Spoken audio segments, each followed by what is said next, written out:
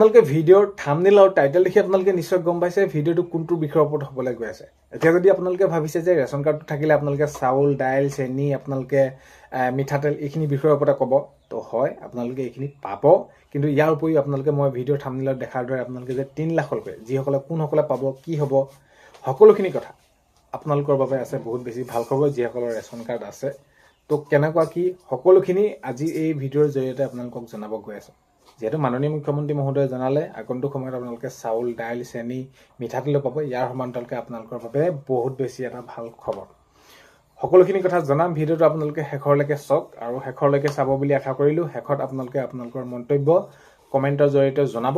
আৰু এইখিনিতে আপোনালোকক এটা অনুৰোধ কৰিম, চেনেলটোলৈ যদি আপোনালোক নতুনকৈ আহিছে চেনেলটো ছাবস্ক্ৰাইব কৰাৰ লগতে কাষতে থকা বেল আইকনটো প্ৰেছ কৰি অল কৰি থ'ব, যাতে নতুন এটা ভিডিঅ' দিয়াৰ লগে লগে আপোনালোকে আগতীয়াকৈ চাবলৈ পায়। যদি ভিডিঅ'টো চাই ভাল পায় লাইক এটা কৰি দিব আৰু শ্বেয়াৰ কৰি দিব বুলি আশা কৰিলোঁ। এতিয়া আপোনালোকে চৰকাৰী চাউল আজি প্ৰায় বছৰ ধৰি আপোনালোকে বিনামূলীয়াকৈ পাই আহিছে।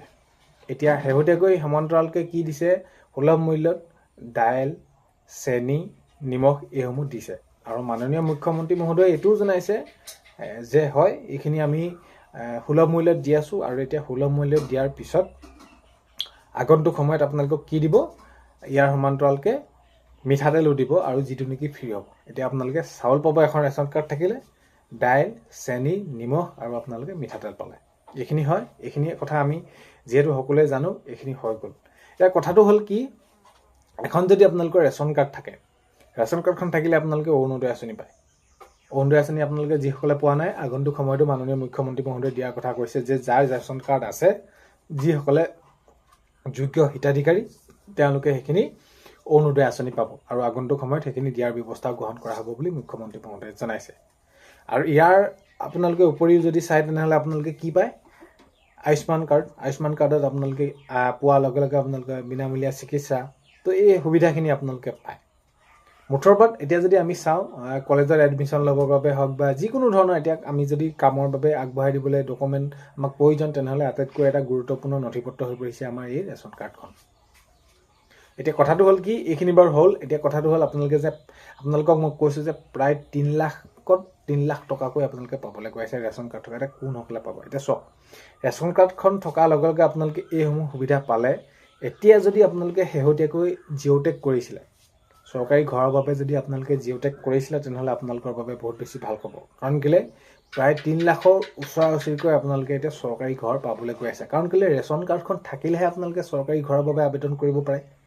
আবেদন মানে কি, আপোনালোকে হয়তো নিজে চেল্ফ জিঅ'টেক কৰিছিলে বা আপোনালোকৰ সখী বাইদেউসকলে জিঅ'টেক কৰিছিলে। এতিয়া কথাটো হ'ল কি, এই লিষ্ট প্ৰকাশ পালে, লিষ্ট প্ৰকাশ পোৱাৰ পিছত আপোনালোকৰ ঘৰত ভেৰিফিকেশ্যন কৰিলে, ভেৰিফিকেশ্যন কৰাৰ পিছত আকৌ এতিয়া এইখিনি নিৰ্বাচন যিহেতু আহি আছে, এইখিনি মাজতে এইখিনি আপোনালোকৰ বন্ধ হৈ পৰিলে এই প্ৰক্ৰিয়াখিনি। এতিয়া মাননীয় মুখ্যমন্ত্ৰী মহোদয়ে জনাইছে নিৰ্বাচনৰ পিছতে প্ৰায় লাখ পৰিয়ালে চৰকাৰী ঘৰ পাবলৈ গৈ আছে।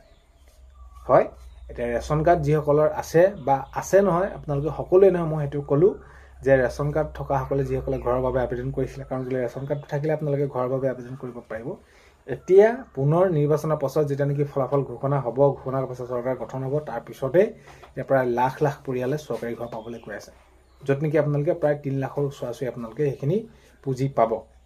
তো সেইবাবে আপোনালোকৰ বাবে বহুত বেছি ভাল খবৰ। আগন্তুক সময়ত এই বিষয়ৰ ওপৰত যদি আপোনালোকৰ চৰকাৰী ঘৰত লিষ্ট ওলায় বা এনেকুৱা ধৰণৰ খবৰসমূহ আহে, নিশ্চয় আপোনালোকক জনাম। এতিয়া আপোনালোকৰ ঘৰত যদি আপোনালোকৰ ৰেচন কাৰ্ড নাই, তেনেহ'লে আপোনালোকে কোঅপাৰেটিভত গৈ অতি সোনকালে আপোনালোকে এজেণ্টক কৈ এইখিনি আবেদন আপোনালোকে কৰক। কাৰণ কেলৈ ৰেচন কাৰ্ডখন হোৱাৰ লগে লগে আপোনালোকে অৰুণোদয় আপোনালোকে আঁচনি, আয়ুষ্মান হওক, চৰকাৰী ঘৰৰ বাবে হওক বা আপোনালোকে যিকোনো ধৰণৰ কলেজত এডমিশ্যন লোৱাৰ পৰা আৰম্ভ কৰি যিকোনো ধৰণৰ যেনেদৰে নহওক আপোনালোকে এই যি সুবিধা, এই সুবিধাসমূহ আপোনালোকে পাব।